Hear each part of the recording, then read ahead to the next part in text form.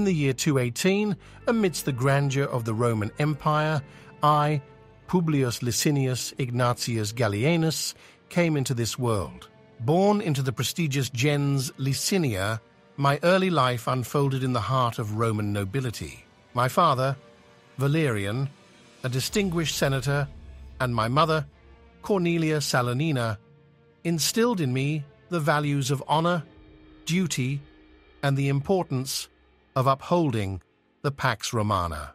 Growing up within the opulent surroundings of Rome, I was immersed in the rich tapestry of our culture and heritage. My education was carefully curated, focusing not only on the arts and letters, but also on the strategic arts of war and governance. The echoes of great philosophers like Plato and Cicero resonated in the halls of my mind, shaping my worldview and guiding my decisions. As a scion of the noble Valerian dynasty, the weight of responsibility lay heavy upon my shoulders from an early age. The empire, vast and sprawling, demanded leaders who were not only competent, but also visionary. It was amidst this backdrop of familial expectation and societal duty that I embarked on the journey that would define my life, the path to the imperial throne. From my earliest years, I felt the stirrings of destiny coursing through my veins. The blood of emperors flowed within me, fueling my ambition and propelling me forward on the trajectory of greatness. Little did I know then that my fate was intricately intertwined with the fate of the empire itself, destined to shape the course of history in ways both profound and unforeseen.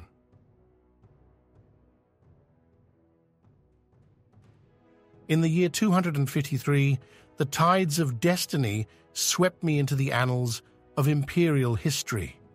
With the empire teetering on the brink of chaos, the Senate, in its wisdom, recognized the necessity of shared rule. It was in this crucible of uncertainty that I ascended to the throne alongside my esteemed father, Valerian. The mantle of imperial authority settled upon my shoulders with a weight that belied my youth.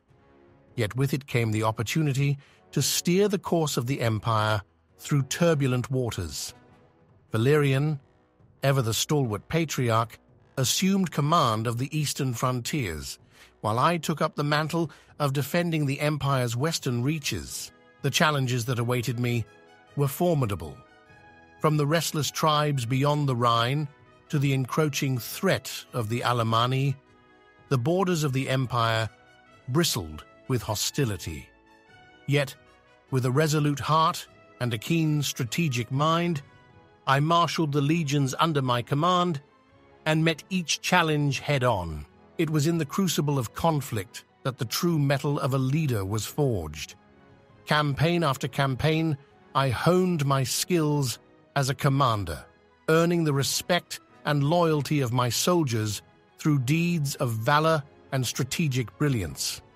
The victories at the Rhine and Milan stood as testament to the indomitable spirit of Rome under my leadership. But even as I waged war on the frontiers, internal threats loomed on the horizon. Revolts in Illyricum, led by the likes of Ingenuus and Gallienus, tested the mettle of the empire from within.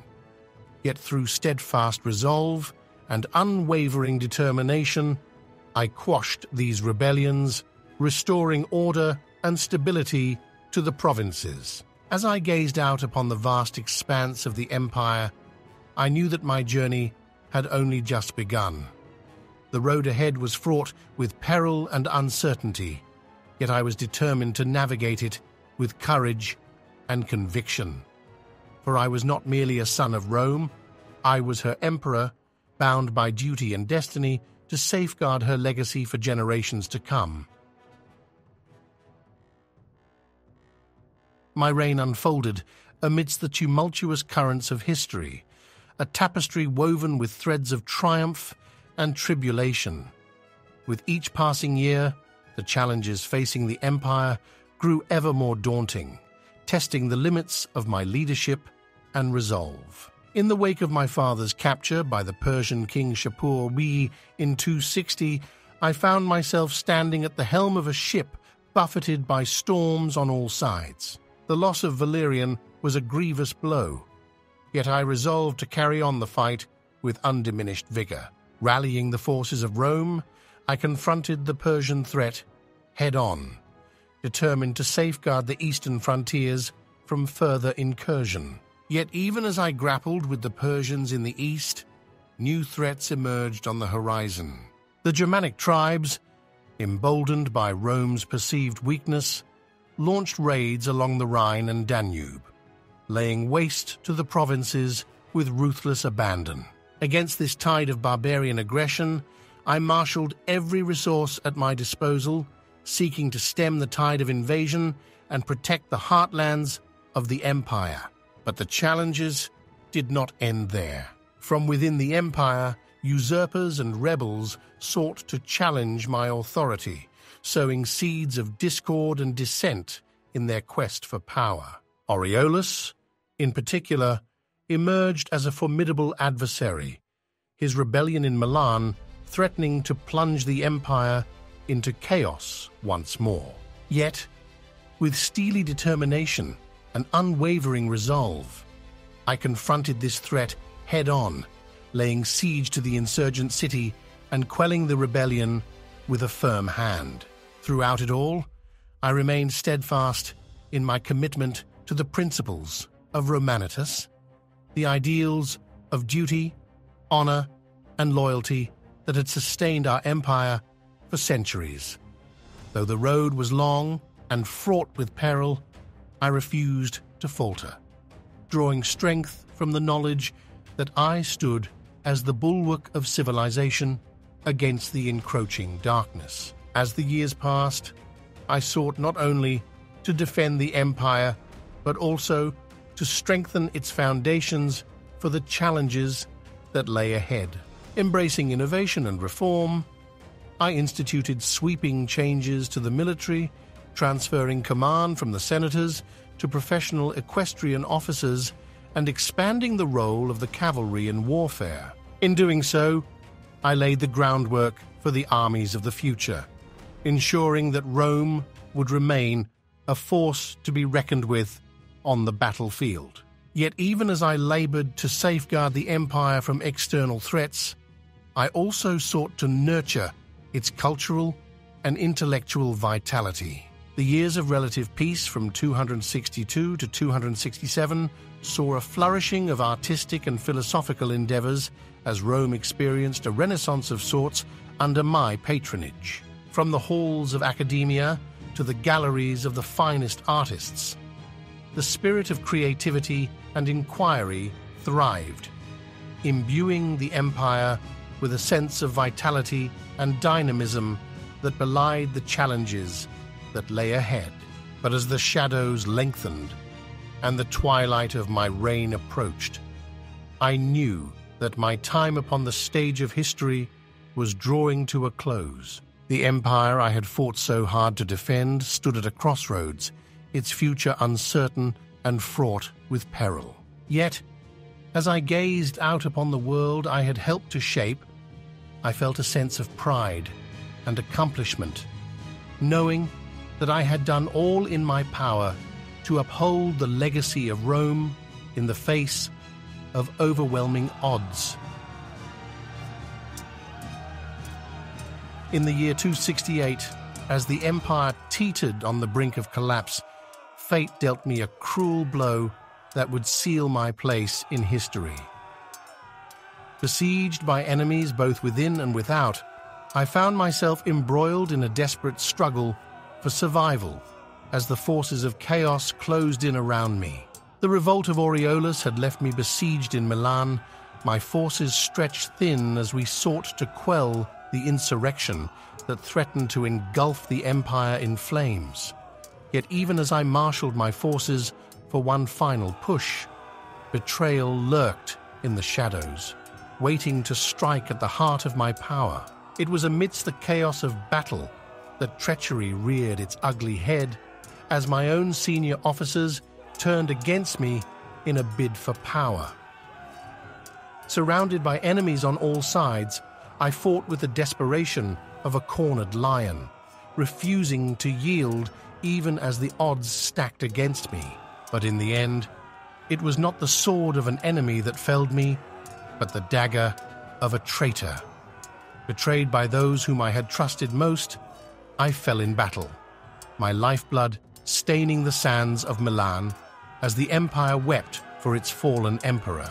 As I lay upon the field of battle, my thoughts turned to the legacy I would leave behind, the empire I had fought so hard to defend, now left to the mercy of fate.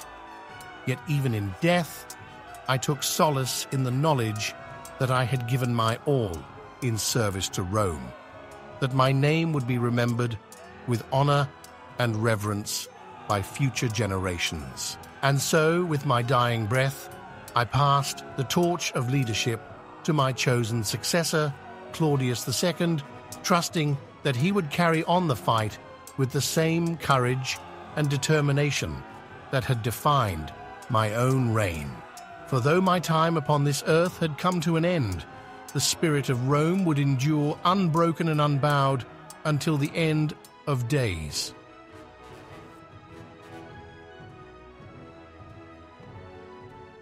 As the sands of time continued to flow inexorably onward, the legacy of Gallienus, the emperor who had fought so valiantly to preserve the integrity of the Roman Empire, endured as a beacon of hope and inspiration for future generations.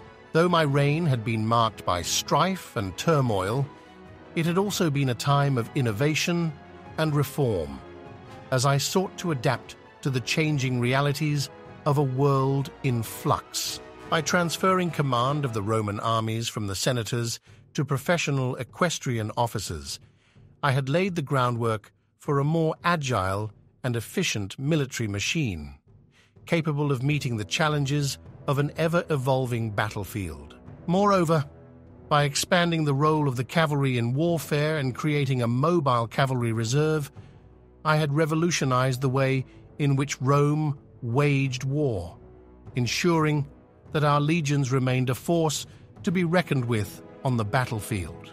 These innovations would echo down through the centuries, shaping the course of military history and influencing the strategies of empires yet to come. Yet perhaps my most enduring legacy lay not in the realm of warfare, but in the realm of ideas.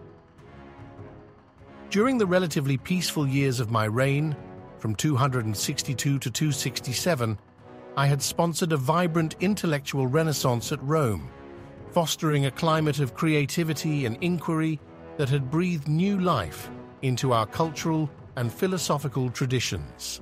From the works of Neoplatonist philosophers like Plotinus to the vibrant artistic expressions that adorned the walls of our temples and villas, the spirit of creativity and innovation had flourished under my patronage, enriching the tapestry of Roman culture and leaving an indelible mark on the world of ideas. Though my reign had ended in tragedy and betrayal, the legacy of Gallienus lived on in the hearts and minds of all who cherished the ideals of Romanitas, the ideals of duty, honor, and loyalty that had sustained our empire for centuries. And as Rome stood poised on the brink of a new era, I knew that the spirit of Gallienus would endure, a guiding light in the darkness, inspiring future generations to reach for greatness and uphold the legacy of Rome for all eternity.